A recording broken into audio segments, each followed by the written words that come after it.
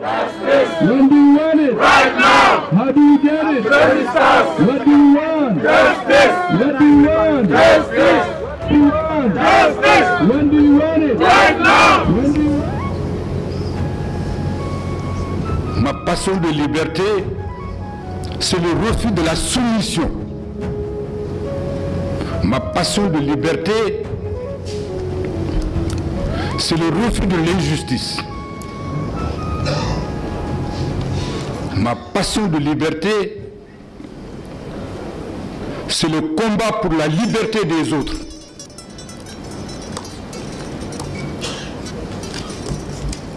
C'est cela que ça signifie.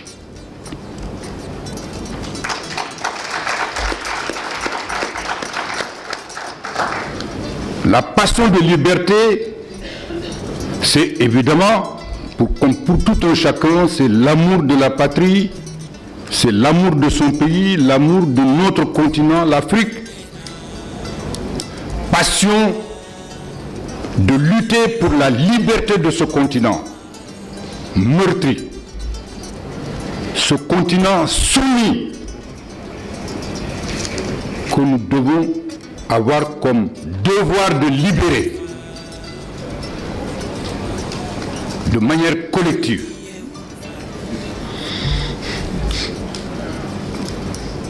Plus de 60 ans après les indépendances, nous parlons encore de cela. Libérez Sonko! Libérez Sonko! Libérez Sonko! What do you want? Free Ousmane Sonko! Free Ousmane Sonko! Free Ousmane Sonko! Free Ousmane Sonko! Free les détenus politiques! Free les détenus politiques! Free Ousmane Sonko! Free Ousmane Sonko! Man bi may xam Sonko musuma def politique ci àddina mais maa ngi woon ci lépp mouvement pan-africaniste yu bëri yoo xam ne foofu dañ fa doon waxtaanee nan la ñu mën a yonga fexe ba Afrique avancé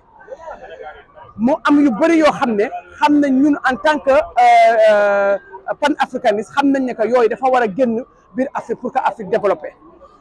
ma jékki-jékki gis Ousmane Sonko ci wax yooyu muy wax noonu muy franc CFA bi muy souveraineté bi muy lépp li nga xam ne moo war a tax Afrique libre Ousmane Sonko daf ko wax ci biir discours am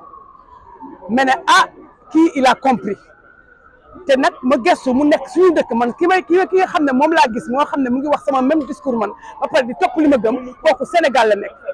mais ne lii damay dee rek waaye lii il faut ma jàpp ci dogal ci sama loxo parce que ku mel ni mënul am Sénégal man ma toog di xoole loolu moo ma dugal ci Ousmane Sonko loolu moo ma dugal ci politique musuma politique ci àddina mais Ousmane Sonko discours am ak li nga xam ne moom la gëm ma jékki-jékki defaat yeneen enquête mu nekk nit ku honnête ku ragal yàlla rek ma ne kii jamaa boo xam ne dañ ko war a préserver moo tax ma dugg ci politique. Donc c'est aussi cette passion de liberté, c'est une invitation à la jeune génération à faire aussi son devoir. Comme nous le répétions souvent quand nous étions jeunes, en citant Frantz Fanon, on dit chaque génération doit, dans une relative opacité, découvrir sa mission, l'assumer ou la trahir.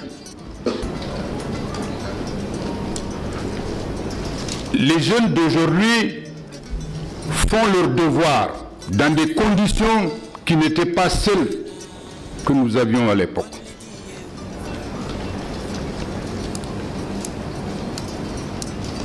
Aujourd'hui, il y a l'avantage des radios, des réseaux sociaux. À l'époque, tout cela n'existait pas. Diaspora bi engagement bi ñu am nii ku muusul du ko comprendre parce que ñun fii ñu nekk ñu ci diaspora bi gis nga fi ñu taxaw ñu ngi marche policiers dañ ñoo encadré dañuy essayer dafa ci dañuy mettre dans les situations les meilleures pour ñu marche fii nii ñu ngi lekk ñu ngi naan ñu ngi faju ñu ngi liggéey ñu ngi wàcc dara manqué wuñu léegi bu ngeen gisee ne que ñun ñu ngi fii di xeex bi war ngeen war a xool pourquoi ñi nga xam ne soxlawuñu dara Sénégal pourquoi ñuy xeex ma ñëw ci lu tax ñuy xeex majeure partie ñi jóge Sénégal génn wala ñu jógee Afrique génn ay nit yu am jom lañu dañuy bañ ku leen yàpp ñu am honneur ñu am dignité le fait que ñun ñu toog fii am ci lépp te yéen yi nekk ci Afrique nekk ci Sénégal amu leen ko ñun daf ñuy metti ndax bu ñu sañoon li fi nekk fii ñu partagé ko ak yéen ngeen am teranga bi fi nit ñi am yéen ngeen am ko loolu moo tax ñuy xeex ba pare aussi ak lu mu munti mel sénégalais ñëpp xam nañ ko lu mu yàgg-yàgg àll sénégalais nationalité am du ko jaawaleeg dara donc ñun on est là on est à l'aise mais on aime notre pays te bëgg nañu li nga xam ne moom moo am fii nii ñu mun ko transférer suñu dëkk loolu moo ñu tax a xeex du intérêt du am lu ñuy wut suñu dëkk la ñu bëgg ñu xam ne que ñun ñoo toog xeex pour que suñu dëkk tekki man loolu sama tur bu ci bokkee rek man loolu mooy sama fierté te patriote yi nekk fi yëpp loolu mooy seen fierté parce que ñu ci bëri musuñoo def politique donc ñun li ñuy wut mooy que ñu xam ne que comme américain ni ñuy wax seen founding fathers di wax ne que dafa am ñoo xam ne ñoom ñoo tabax fondation bi pour seen dëkk taxaw ñun dañoo bëgg a nekk fondation pour tabax suñu dëkk pour suñu dëkk dem kaw moo tax diaspora bi ñu sonn moo tax diaspora bi nelawatuñu pour que ñun tam ñu mun a nekk bind suñu tur ci histoire loolu rek moo tax ñuy xeex mon frère. Aujourd'hui, grâce au sacrifice des uns et des autres, j'ai voulu rendre hommage à la jeunesse d'avant pour les sacrifices consentis pour qu'on en arrive là. Non seulement qu'on arrive à acquérir de nouveaux droits, parce que ça a été un chemin difficile, risqué, qui nous a permis d'avoir des élections libres, démocratiques et transparentes.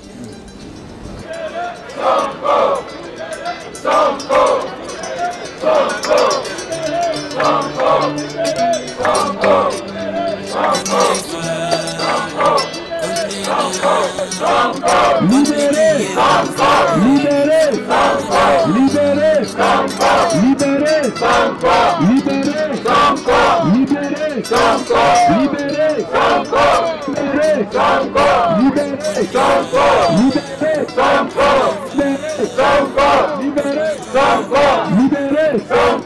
waaw yoon bi xaw na métti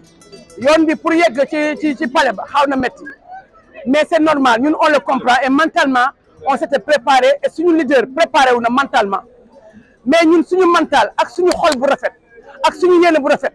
li nga xam ne moom la muy valeur yoo xam ne moom la yàlla bëgg loolu moo tax ñun ñu gëm nekk ñun lii dañ ko réussir par A ou B ak lu mu métti moo tax may joxaale message di ci profiter pour jox message waa Sénégal gis nga bu fekkee ne da ngeen ragal Macky Sall daf leen bundu xatal ba ngeen ragal xam leen ne que bu ñu dépassé étape bi nii lépp lu ngeen ragal ça va se multiplier par 10 donc dépasser la peur jóg leen ngeen xeex boo gisee xeex métti dafay fekk benn nit mooy xeex wala ñaar wala ñett bu ñëpp jógandewee xeex kenn mënul leen dara mooy la force du peuple jóg leen ngeen xeex parce que lii nii bu jàllee bu ngeen dofloo ba Macky Sall ak ay njoñam yeggaat ci dëkk bi ça veut dire que ne yéen li ngeen di dund nii multiplier leen ko par 10 rek ngeen xam ne seen toroxtaan parce que dañuy ñoom dans la tête ñoom ñooñu moom parce que ñun ba ñu taree xeexuñu donc jóg leen ngeen xeex ñun ñu ngi xeex suñu wàll sans intérêt dara taxul ñuy xeex pour que suñu dëkk baax donc jóg leen ngeen xeex waa Sénégal xeex bi bu ngeen xàccandoo yéen ñëpp di dóorandoo xaju leen ci Macky Sall xaju leen ci 100 personnes yi nga xam ne ñoo nekk biir Sénégal di bumi di lekk di leen sucer comme ay vampire yéen ngeen toog di xoole bu leen ko nangu yéen leen ëpp fuuf jóg leen ku mu neex sax nga taxaw sa buntu kër feesal leen koñ yi monde bi yëpp gis ne que jóg yaa ngeen di bañ mais tant que bañu leen Macky Sall dina continuer li muy def te lépp li muy def dina ko multiplier mu gën a métti. Libérez, libérez, libérez, libérez, libérez, libérez, libérez, libérez. Macky Sall has got to go. Macky Sall has got to go. Macky Sall has got to go. Macky Sall has got to go. Macky Sall has got to go. Et tout le monde admet aujourd'hui, j'ai montré jusqu'aux événements de mars 2021 comment aujourd'hui, pour nous qui venons de si loin, difficilement de si loin. Qu'il soit encore difficile aujourd'hui de tenir une réunion ou de tenir une manifestation. La loi 7802 qui réglemente les manifestations, c'est à partir de la lutte du Sud-Est, le syndicat unique et démocratique des enseignants, qui a été créé en 1976, parce que les partis politiques n'existaient pas, il n'y avait que le PDS, et puis bon, on ne pouvait même pas parler de réunion. Ça a été une lutte âpre pour que cette loi 7802 vienne donner un semblant de droit. Mais on a vu dès le départ que chaque fois qu'on déposait une demande de manifestation, que ce soit par la suite au niveau politique et toujours au niveau syndical et autres, on dit oui, le droit est là, mais toujours les préfets, les gouverneurs disent on va restreindre ça. Pour quelle raison? On n'a pas suffisamment de force pour encadrer la manifestation, mais on a suffisamment de force pour la réprimer. Ou bien on dit toujours, j'ai une pile comme ça de préfets, d'arrêtés de préfets, de gouverneurs. On dit à la suite de la surexcitation des esprits, cette réunion est interdite. Surexcitation de quel esprit? On dit à cause de la situation du pays, menace réelle de troubles à l'ordre public. Ça, c'était le motif. J'en ai, au moins dans mes archives, j'en ai combien? Je ne sais pas, une centaine comme ça.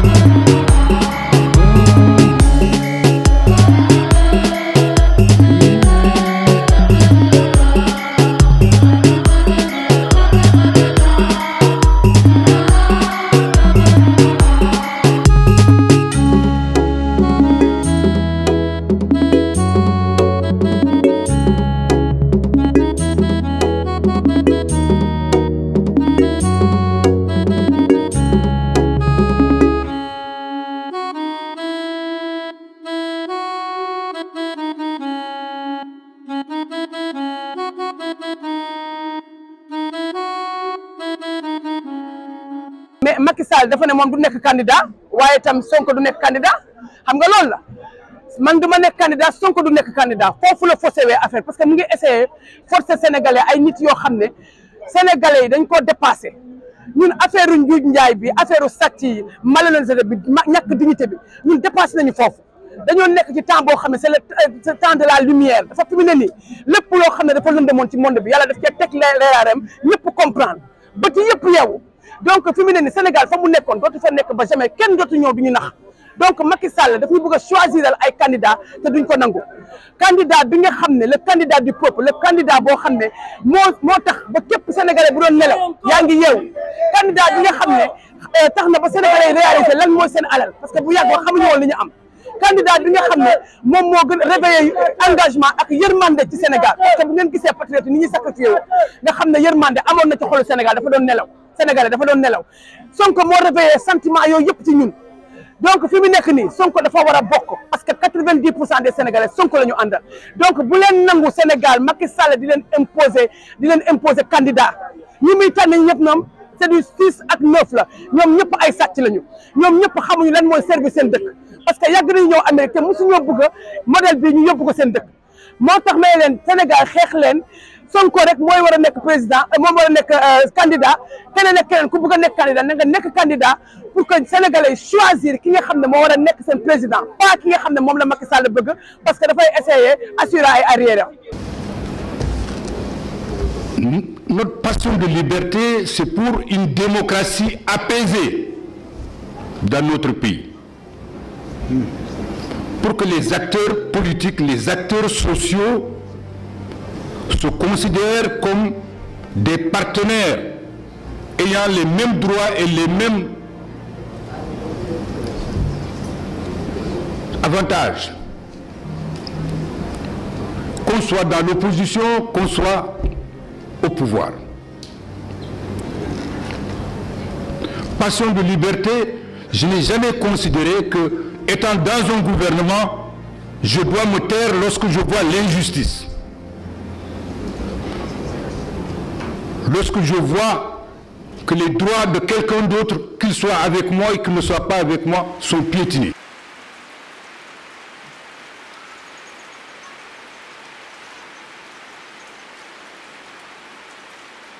Mais avant tout, injustice moo jeex Sénégal injustice moo amatul ci réew mi parce que boo xoolee bu Sonko commencé feeñ di commencé di sulli secret yi ci la injustice jeex Sénégal ci la loi daal man gisatuma loi Sénégal quoi waaw ci la loi bi jeex donc koo xam ne laal expliqué naa la ko fii tout à l'heure koo xam ne dafa yee peuple bi la yee monde bi wan ñu la jeunesse vous la jeunesse politique bi c'est vous sans yéen politique bi du dem te lii ngeen war a bëgg lii ngeen war a bañ loolu lépp moo ñu ko mën a wan ñu distinguer ko nous auparavant du ñu distinguer dara ci politique mais bu waa ji ñëwee la ñu commencé distinguer lii ak lii ñu ràññee lépp kon tey bu ñu ñëwee tey ñu ne ay procès yoo xam ne kenn xamul bopp bi ak jën bi bëgg a ñëw fii bu ko jàpp mais ñun bu ñu xoolee ni waa ji c'est notre intérêt peuple bi la kii nekku fi intérêt pour kenn wala pour këram pour tout le monde la fi nekkal. donc kooku boo ko waree malmené mais population bi day jóg lu mel ni ñun jeunesse bi man de xaw ma keneen de mais bu jeunesse yëpp jeexam mu des man sax man dam koy barakadel waaw loolu moo waral keroog ñu jóg ñun ñëpp mobiliser wu def suñu organisation barakadage yi méttiwul yooyu même man sax man kenn rek mun naa ko barakader il suffit ma am benn 15 minutes rek mun naa ko barakader parce que boo xoolee bu ñu barakader fii nii y avait des gendarmes xam nga ñu doon def va et vient je ne sais pas pour jéem a bàyyi passage bi quoi mais ñoom dañuy seetlu sax ñoom dañuy barrer premier convoi bi day ñëw génnee dem bu demee ay secondes rek lay am balaa deuxième convoi bi ñëw dañuy fekk fii ñu barrer waat ñoom dañuy taxawaat di mujjee woote di laaj mais gars yi yéen foo leen aw nee neen kon booy la ñu ngi ci rukk yi c'est tellement simple loolu suñu système la non xam nga jiiñ nit le mot rebelle dafa simple quoi waaw jiiñ nit comme procureur boobu ki ñu mu newoon procureur Ziguinchor bi la je ne sais pas moom moo taxaw ne devant tout le monde ne booy Sénégal booy Casamance ay rebelle lañu dafa ñu jiiñ quoi loolu jiiñ la comme moom man mun naa ko jiiñ ma ne ko yow procureur bi Ziguinchor yow rebelle nga man maa ko wax loolu waaw na fexe na ngeen fexe mu jot ci image yi quoi ne leen ko man ma ne moom rebelle la comme dafa simple ngay jiiñ nit rebelle la parce que dafa baare moom mooy rebelle bi nag parce que ñoom luñ fi deful luñ ñu gisul nga dem manifester téye sa xeer ñu lay door bal ils ont tué pas mal de personnes ay balles réelles ñun ñu ngi ci front bi dañuy gis da nga jaakal ak ñoom ni sax ñu dóor la lacrymogène parce que yorul arme kon kooku bu yoroon arme nag ku la yéene dóor lacrymogène nii même pas 10 mètres kon kooku bu yoroon arme mooy yéene bi mooy lal mooy rey la rek dañuy wax rek boo ñu ne non ñu nag policiers yi ay frères lañu non nous sommes pas des frères parce que la police avant tout tu étais civil aujourd'hui tu es homme de tenue mais demain tu seras aussi un grand civil donc am na condition yoo xam ne bu ñu la ko tegee envers sa population man foog naa ne yow yaa war a nekk première arme population bi mooy lan mooy chef waaw wala seen supérieur del mel ne suñu supérieurs yi carrément ñun lii mënuñu ko jël mais prenons le cas d'exemple en Côte d'Ivoire problème Niger bi nii fu mu toll nii Ivoiriens yi seen armée moo toog waxtaan ne ñoom demuñu fële pour combattre seen frères nigériens ils vont pas le faire donc pourquoi pas le Sénégal même policiers yi toog ne carrément ñun waaw manifestation moom waaw bal dootul takkaat c'est fini mais ñoom boo leen dominer ci terrain bi dañuy mer parce que lan la ay homme de tenue lañu waruñu daw ñu jëlee bal dóor sa kaw.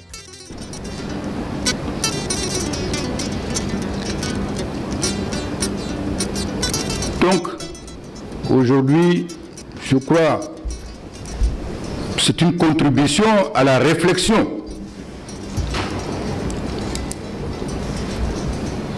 pour, évidemment, nous-mêmes réfléchir sur nos actions. Qu'est-ce que nous avons fait de bien? Quels ont été nos manquements?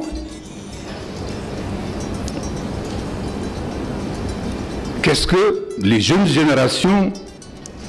peuvent tirer de cette expérience douloureuse que nous avons vécue?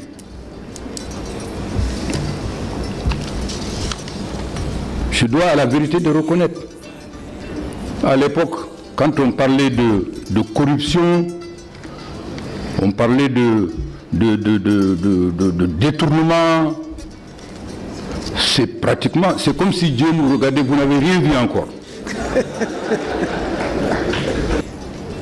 Rare était un ministre qu'on dira il était millionnaire ou il avait une ou deux maisons. Ça n'existait presque pas. On pouvait les compter sur le bout des doigts. Aujourd'hui, quelle est la situation?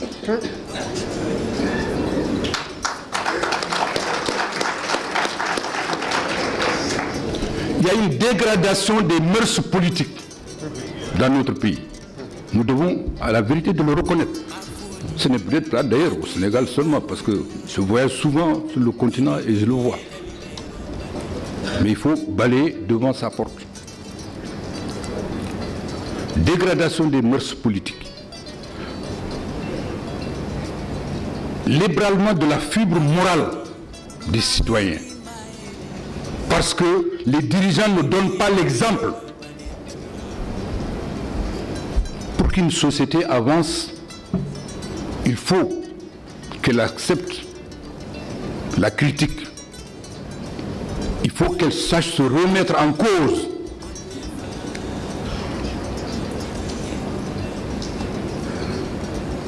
C'est de cela qu'il s'agit aujourd'hui. Donc, à travers ce témoignage, j'ai voulu apporter ma modeste contribution à la réflexion sur les problèmes de notre pays aujourd'hui, sur les problèmes de l'Afrique d'aujourd'hui, dans le monde tel qu'il est. Je suis tout à fait disponible à continuer ce débat, cette discussion. C'est de cela qu'il s'agit. Encore une fois, je n'ai rien d'autre à ajouter à ce qui est ici. Macky Sall got to go!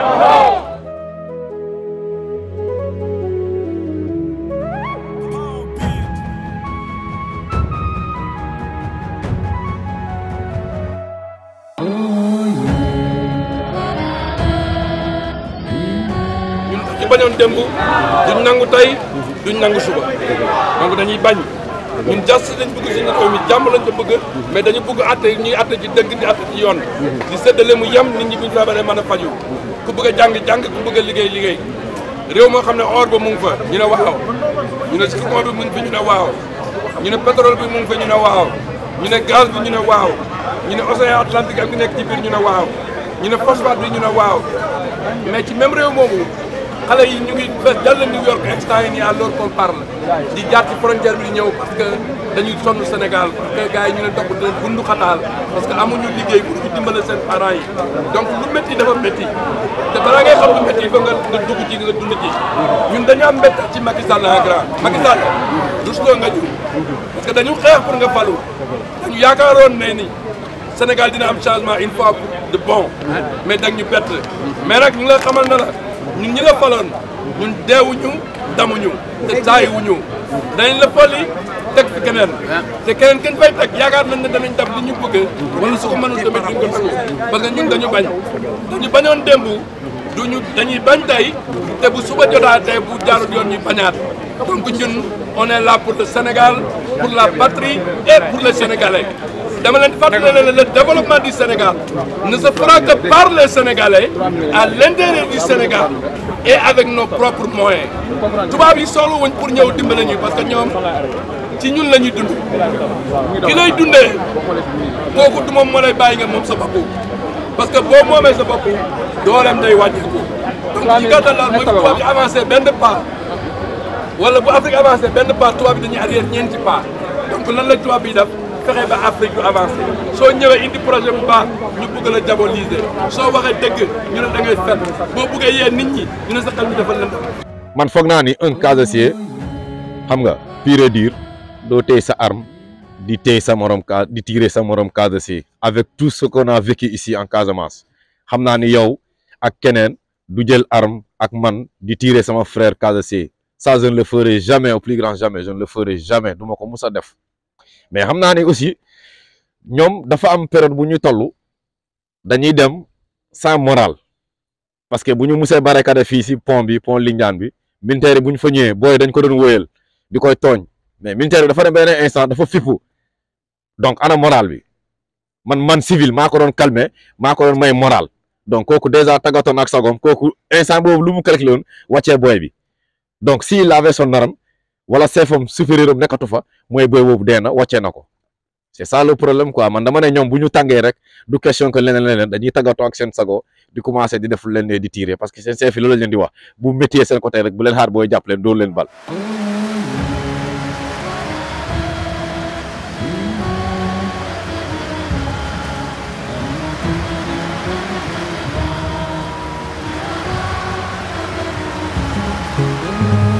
La France complice. La France complice.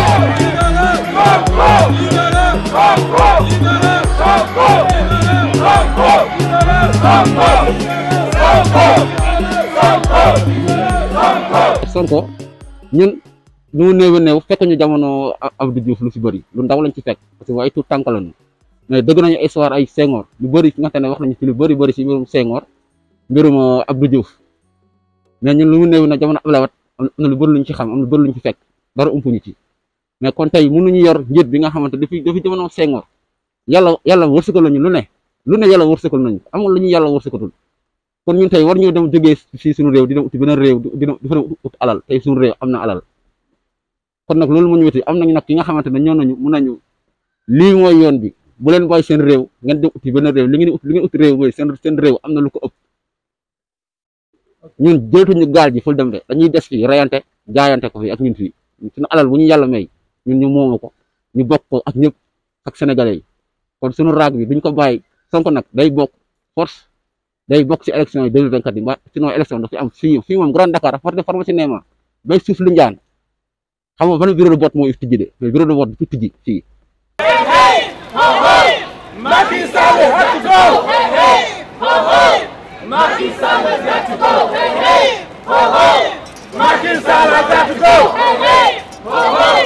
Macky Sall has to go. xeex bi moom yàgg nañ si man comme sama côté man bi may commencé si xeex bi Sidy Lamine Niass moo présenté le président Ousmane Sonko parce que 2013 jàpp 2014 am na programme bu Sidy Lamine Niass amoon fàtte naa date bi mais si ñaari at yi du ko génne bu Sidy Lamine Niass amoon si Walfadjri doon daloo benn téere bi mu fa ñëwee parce que ñun ni ñu doon def Sidy Lamine Niass manifestation bu mas a woote jamonoy Wade rek ñun dañ daan dem toog seetaan xeex voilà léegi nag bi Sonko ñëwee si invitation boobu mu présenté nañu nañu kii nii moo leen di génne si jafe-jafe bi ngeen di dund ëllëg boobu Sonko melagul nu mu mel nii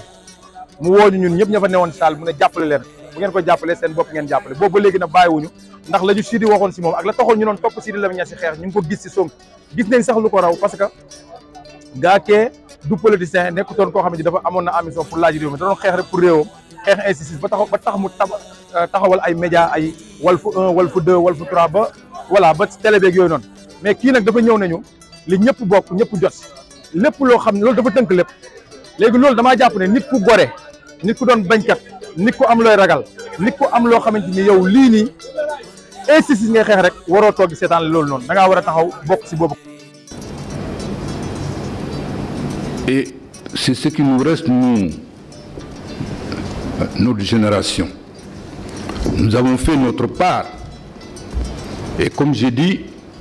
on ne peut pas faire son temps et le temps des autres.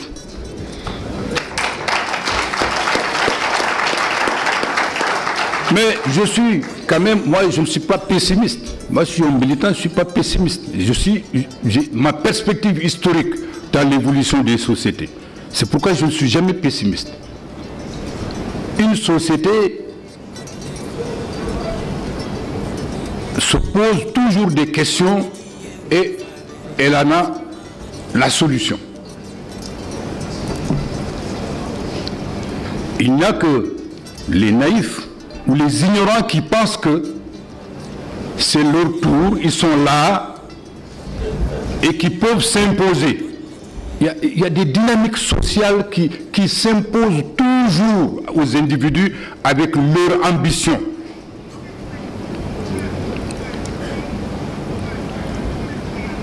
Le Sénégal se transformera. Cette jeunesse-là que je vois aujourd'hui, elle se battra avec les armes de son époque, avec les moyens de son époque, qui ne sont pas les armes et les moyens de notre époque. Ça aussi, nous devons avoir nous-mêmes l'humilité. Nous ne sommes pas plus héroïques que cette jeunesse. Sonko, c'est un jeune leader africain que aujourd'hui presque toute la jeunesse africaine et la jeunesse sénégalaise en particulier est à saisir. Et je ne pense pas que le Sénégal ou bien l'État du Sénégal va pouvoir satisfaire leurs besoins en le gardant en prison pour tout ce temps-là, pour qu'il ne se présente pas aux élections présidentielles prochaines. Et je pense que le président Macky Sall doit revenir à des sentiments meilleurs pour comprendre que la démocratie, c'est un tour de rôle et qu'il doit donner aussi l'opportunité à la jeunesse et à Sonko de se présenter pour pouvoir diriger. Et c'est d'ailleurs leur succès, leur réputation en tant que président, de former des jeunes leaders qui veulent prendre le relève, leur relève ou bien le bâton de commandement d'une nouvelle Afrique. Nous, on n'est pas des politiciens. Politiciens, vous avez dit, lu ngeen bëgg a dégg rek loolu la di wax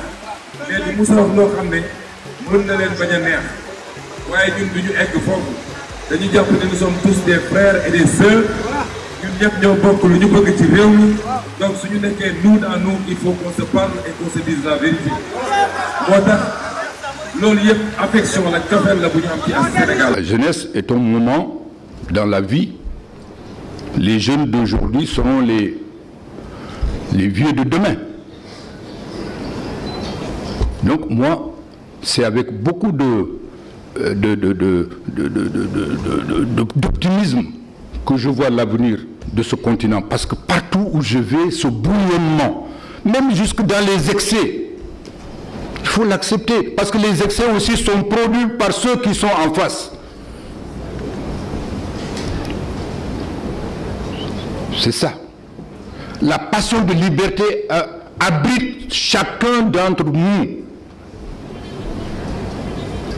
Et c'est cette passion de liberté que je vois chez les jeunes d'aujourd'hui. C'est ça. Et je les encourage à ça.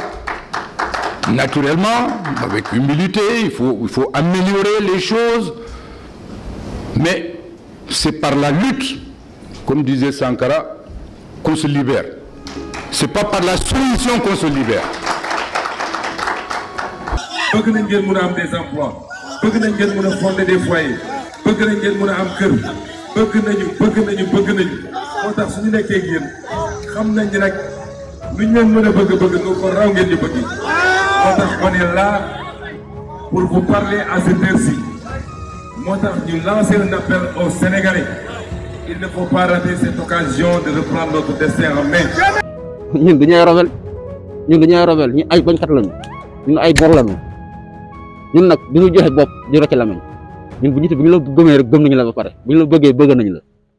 ñun dañuy ay rebelle du ñu ay terroriste ñun ay bañkat lañu ci yàgg ci bañ lañu xamee boo dëggee suñu histoire ba tey nga xam ne ñun ay bañkat lañu te duñu nit yi wor te ñun duñu nit yi nga xam ne dañuy tàllal suñuy loxo di ñaan dañuy ñafe ñàkk njëriñoo liggéey mais ñun duñu nekk ay jëwel Casamance xamul lu jëwel ay affaire jëwel di dem taxaw ko ñoom Farba Ngom di jëwel ay doon multimilliardaire ay porte-parole doon ay multimilliardaire ñun xamuñu loolu de ñun dañuy ñafe liggéey